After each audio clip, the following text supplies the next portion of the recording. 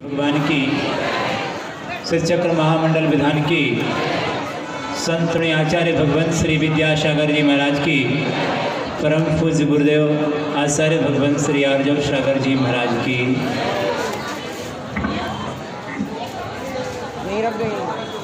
आज का दिन हम सबके जीवन के लिए बहुत ही मांगलिक दिन है कि जिस चक्र महामंडल विधान को हम करने जा रहे हैं, जिन गुरुओं की अनुकंपा से और आशीर्वाद से जिस कार्य को हम संपन्न करने जा रहे हैं, देखो जिन्होंने आशीर्वाद दिया था किस विधान को बहुत अच्छी तरह से संपन्न करना, दोनों हाथों को उठाकर आशीर्वाद दिया था, उन्हीं गुरु के मंगल आशीर्वाद से आज हम सब इस विधान को निर्विघ्न रूप से संपन्न कर सके। क्योंकि गुरु की महिमा वर्णी न जाए, गुरु नाम जपो मन वचन कहे। थोड़ा सा लोग रुकेंगे वहीं पर, 5 मिनट के लिए रुक जाएंगे, शोर नहीं करेंगे किसी भी तरह से, रुकिए थोड़ा सा, 5 मिनट सिर्फ सुन लीजिए थोड़ा सा। तो जिनकी कृपा से हम यहाँ पर इस महान आराधना को कर सके हैं, जिन्होंने हमें गुरु का स्वरूप बताया, भगवान का स्वरूप बताया है, गुरु गोविंद दो खड़े काके लागू पाए, बलहारी गुरु आपने गुरु गोविंद दियो बताया। तो इस तरह से धन्य है कि आपने भगवान का परिचय दिया, माँ जिनवाणी का परिचय दिया कि भगवान का स्वरूप कैसा होता है, कैसे होते हैं भगवान, कैसी होते हैं माँ जिनवाणी, और किस तरह से भगवान की भक्ति की जाती है। काश इन गुरुओं ने हमें सचक्र विधान का उपदेश नहीं दिया होता तो शायद आज हम यहाँ ना बैठे होते। उस मैना सुंदरी के लिए जब पहुंची थी तो उन गुरु महाराज ने एक ही उपदेश दिया था उस कुष्ठ रोग के निवारण के लिए कि क्या करना है, तुम्हें क्या करना है, सचक्र महामंडल विधान की आराधना करना है। इस विधान के माध्यम से सारे विघ्न तुम्हारे दूर हो जाएंगे।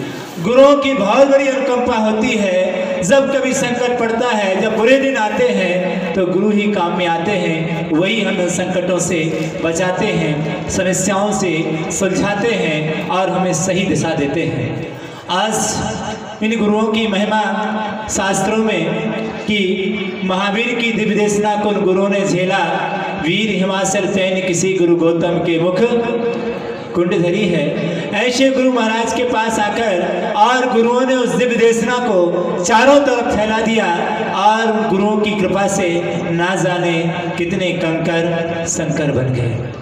तो यहाँ पर आज जन जन के लिए हमारी मुनि भक्ति कि हम गुरुओं को किस तरह से आराधना करते हैं, किस तरह से पूजन करते हैं, किस तरह से मुनियों को मानते हैं, ये हमारा समूह ही आज हमें बता देगा कि सागर में कितनी दिगंबर मुनियों के प्रति कितनी भक्ति है। तो ऐसे उन मुनियों के प्रति ऐसी आस्था उमड़े कि जन जन के नास्तिक भी आस्तिक हो जाए। वास्तव में गुरुओं की भी पूजा करनी है, मुनियों की भी पूजा करनी हो तो वास्तव में इन लोगों से सीखो कि गुरु के प्रति कितना समर्पण होता है।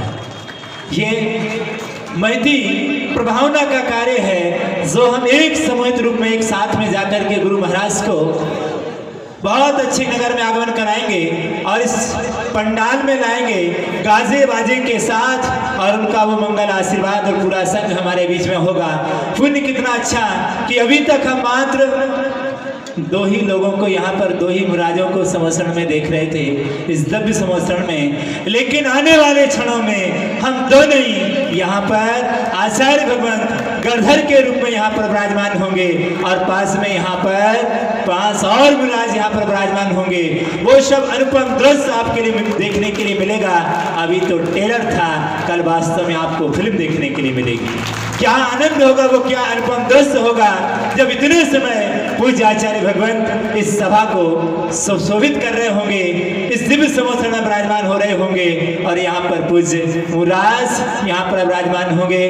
वो अल्पम छठा, वो अल्पम दृश्य हमारे सामने यहाँ पर कुछ ही पलों में आपको दिखाई देगा और उस समय हम भगवंत की महा आराधना करेंगे यहाँ पर बैठकर, जिनके अनुकंपा और आशीर्वाद से हम यहाँ तक इस कार्य को गति दे पाए हैं। ऐसे पूज्य गुरुदेव यहाँ पर पधारे हैं। हम सबको जाने की व्यवस्था बता दी गई है कि उस जुलूस के साथ में अव्यवस्था न फैलाते हुए हम स्वयं, प्रत्येक व्यक्ति अपने आप में व्यवस्थित होगा। हम एक दूसरे को, हम स्वयं जब व्यवस्थित चलेंगे तो दूसरे को व्यवस्था बनाने की आवश्यकता नहीं पड़ेगी। तो हम सब इस तरह से व्यवस्थित, अनुशासित होकर के चलेंगे ताकि ये गरिमामय संदेश पूरे देश में जाए कि यहाँ पर पूज्य गुरुदेव का मंगल प्रवेश सागर सुभाष नगर में शास्त्रीवाड़ में प्रवेश हुआ है और बहुत हार्दिक भावांजलि उन्होंने बहुत अच्छी तरह से गुरु महाराज की यह मंगल अवगानी की है। सारी दुनिया इसी अपने बोवालों पर देखेगी और आपको धन्यवाद देगी कि धन्य इस जीव के यहाँ पर ऐसी भव्य आत्माएं हैं जिन्होंने गुरुओं की बहुत बड़ी अवगानी की। ये मानिएगा, मैं मात्र एक ही आचार्य भगवंत थी, एक ही मुनि की अवगानी कर रहा हूँ 3 कम 9 करोड़ मुराजों की, क्योंकि एक मुराज में कितने मुराज समाहित होते हैं? कितने? 3 कम 9 करोड़ मुराज। यदि एक मुराज का अपमान होता है तो 3 कम 9 करोड़ मुराजों का अपमान होता है। ध्यान रखिएगा इस भाव से कि वास्तव में हम 3 कम 9 करोड़ मुराज जिनकी हम आराधना करने से इतने दिनों में, हमने कल इनकी महा आराधना की थी, यहाँ पर अर्घ अर्पण किए थे, आज वो मुराज स्वयं हमारे बीच में चलकर आ रहे हैं। ये उसी पुण्य का प्रभाव है कि उस पुण्य ने हमारे लिए 1 नहीं 2 नहीं 5 मुराज, और पता नहीं कितना पुण्य बढ़ेगा और कितने और मुराज इसमें इस समुद्र संवत्सरण में पधारेंगे। तब हम बड़े पवित्र भावों के साथ, शायद ऐसा कोई अभागा नहीं होगा जो गुरु की वंदना करने के लिए, स्वागत करने के लिए अपनी श्रद्धा समर्पण ना कर सके। इतना सारे पुण्य लेके आए हैं कि गुरु के स्वागत के लिए सब लोग वहां पर चलकर बहुत अच्छी तरह से स्वागत करेंगे। हम भी आपके साथ होंगे और आप भी हमारे साथ होंगे। इस तरह से समंगल बेला को चलकर वहाँ पर मिलन होगा और बहुत भक्ति भाव के साथ गुरु महाराज के लिए हम यहाँ पर लाएंगे और निवेदन करेंगे कि भगवान इस पूरे कल्याणक में, इस पूरे विधान में सम्मिलित होकर हम सबको साथी से पुण्य का अर्जन करने का शुभ मंगल आशीर्वाद देवें। ऐसी हम सब मंगल कामना करते हैं। इसी भावना के साथ बोले आचार्य भगवत। तो और क्या भी समय है क्या?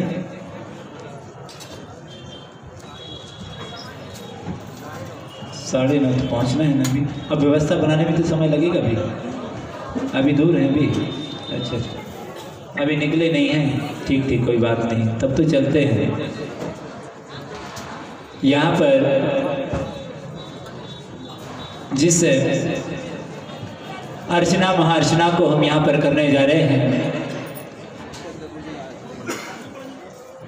एक बेटा अपनी माँ से पूछता है कि माँ, मैं दीक्षा लेना चाहता हूँ, मैं दीक्षा लेने के लिए जाना चाहता हूँ, कृपया कर मुझे मंगल आशीर्वाद दें कि मैं उस मोक्ष मार्ग पर आगे बढ़ सकूँ। बेटे के बहुत सारे अच्छे भावों को देखकर माँ बेटे से कहती है, बेटा मोक्ष मार्ग पर जाना चाहते हो तो चले जाओ, मेरा मंगल आशीर्वाद है, पर मेरी 3 बातें हमेशा ध्यान में रखना। कितनी बातें? 4 बातें हमेशा ध्यान में रखना, कभी भूलना नहीं। पहली बात है कि अपने घर को कभी नहीं भूलना। सुनना ध्यान से, अपने घर को कभी नहीं भूलना, और यदि अपना घर भूल जाओ तो पड़ोसी का घर कभी नहीं भूलना। अपना घर भूल जाओ तो पड़ोसी को हमेशा याद रखना। और बहुत भूख लगने पर भोजन करना, बहुत भूख लगने पर भोजन करना और बहुत थक जाने पर शयन करना। ये 4 बातें हमेशा ध्यान में रखना। बेटा को इन बातों का रहस्य समझ में नहीं आया कि माँ तुम ये कहती हो कि घर छोड़ देना, और ये कह रही हो कि घर कभी भूलना नहीं, इसका मायना क्या है? तो माँ ने कहा, बेटा जिस घर को तुम घर समझ रहे हो वो घर हकीकत में अपना है ही नहीं है। वो नहीं भी छोड़ोगे तो एक दिन क्या किया जाएगा? छोड़ा लिया जाएगा। मैं उस घर की बात कर रही हूं कि अपने घर को कभी नहीं भूलना, हमेशा अपने घर को याद रखना। तुम अपनी आत्मा को, तुम अपने सिद्धालय को, जहाँ अनंत अनंत सिद्धात्माएं वहां पर विराजमान हो गई हैं सिद्धालय में, ऐसा वह सिद्धालय तुम्हारा अपना क्या है? घर है। उसको हमेशा दृष्टि में रखना। मम स्वरूप है सिद्ध समान, कि मेरा स्वरूप तो सिद्धों के समान है। अपने घर को, अपने स्वरूप को, अपने उस सिद्धत अवस्था को कभी मत भूलना। और यदि कभी विषय कसाय के कारण तुम अपने स्वरूप को भूल जाओ तो पड़ोसी को कभी नहीं भूलना। हमेशा पड़ोसी की शरण में रहना। पड़ोसी मीन्स पंच परमेष्ठी। तुम्हारे क्या है? गुरु तुम्हारे क्या है? पड़ोसी है, तुम्हारी रक्षा करने वाले हैं। पड़ोसी अपने पड़ोसी की हमेशा रक्षा करता है। बालक यदि पड़ोस में गुम जाए तो कहाँ पहुंचा दिया जाता है? पड़ोसी उसे अपने घर में छोड़ आता है, क्योंकि उसे मालूम है कि बालक घर से आया है, बाहर निकलकर पड़ोस में आ गया है, पड़ोस में गुमा है, तो पड़ोसी उसे उसके घर में छोड़ के आ जाता है। यदि पड़ोस के अलावा यदि अन्यत्र गुम जाए तो उसका कोई भरोसा नहीं होता है। यदि तुम आत्म स्वरूप से भटक गए हो तो तुम पड़ोस में चले जाओ, अपने पंच परमेष्ठी की शरण में चले जाना, गुरु महाराज की शरण में चले जाना।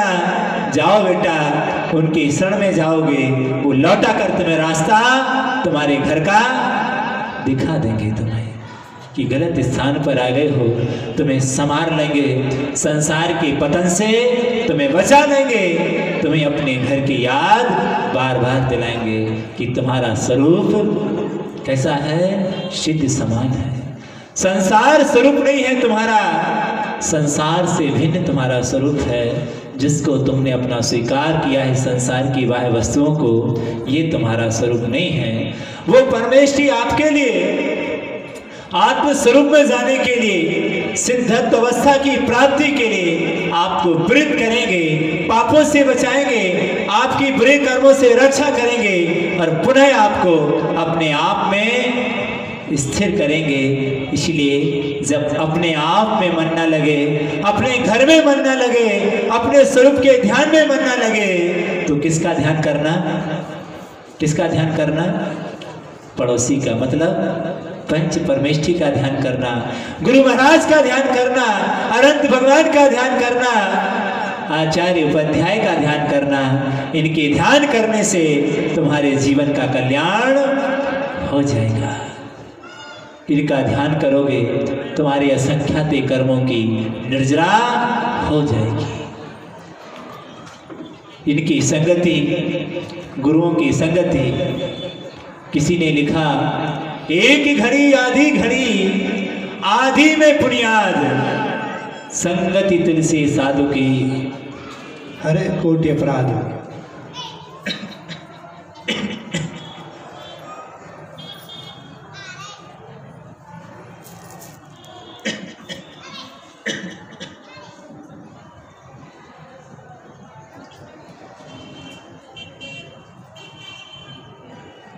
डस्ट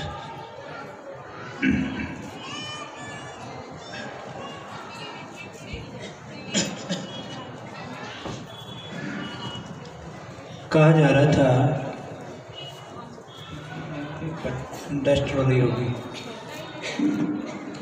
तब यहाँ पर कि वो संगति हम सब, हमारे सबके थोड़ी देर की भी संगति होती है तो थोड़ी देर की भी संगति हमारे पापों का क्षय कर देती है।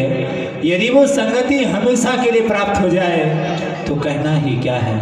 जब एक तुलसीदास जी बहुत बड़े दार्शनिक हुए, उन्होंने इस बात को स्फुटित किया कि संगति कितनी महत्वपूर्ण होती है।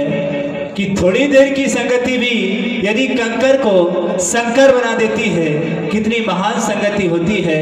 एक कंकर जब गुरु के चरणों में जाता है, गुरु महाराज से जब मंत्र फूंक देते हैं तो वो पाषाण क्या बन जाता है, क्या बन जाता है। गुरु की अनुकंपा के बिना वो पाषाण भगवान नहीं बन पाता है। जब वही गुरु महाराज क्या कर देते हैं, एक मंत्र फूंकते हैं तो वो पाषाण अब पत्रित पाषाण नहीं होता है, अब वो सारी दुनिया के लिए क्या हो जाता है, मांगलिक हो जाता है, अब भगवान हो जाता है। अब दुनिया उसे पाषाण नहीं कहती है, अब दुनिया उसे क्या कहती है, भगवान कहती है। अब सारी दुनिया उसे कुचलती नहीं है, अभी तो अब सारी दुनिया उसके चरण छूकर अपने आप का सौभाग्य मानती है। आज मैं धन्य हो गया, मैंने उन भगवान को स्पर्श कर लिया।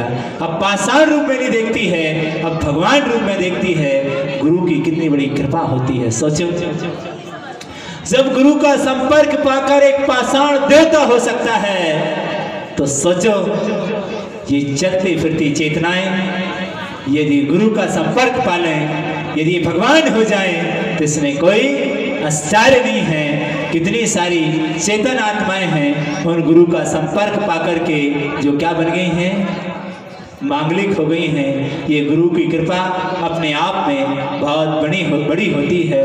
वो हमेशा देवता बनाते हैं। ऐसे गुरुओं के चरणों में हमारी हमेशा आस्था श्रद्धा बनी रहे, ऐसी भावना रखता हूँ। और हम सब उन गुरुओं को लाकर अपने जीवन को धन्य करें। तो इस तरह से हम सब चलेंगे और गुरु महाराज को यहाँ पर लाकर हम सब अपने जीवन को प्रशस्त करेंगे। इसी भावना के साथ बोले परम पूज्य गुरुदेव आचार्य भगवंत श्री आर्जव सागर जी महाराज की, परम पूज्य मुनि श्री विलोक सागर जी, विभूत सागर जी महाराज की।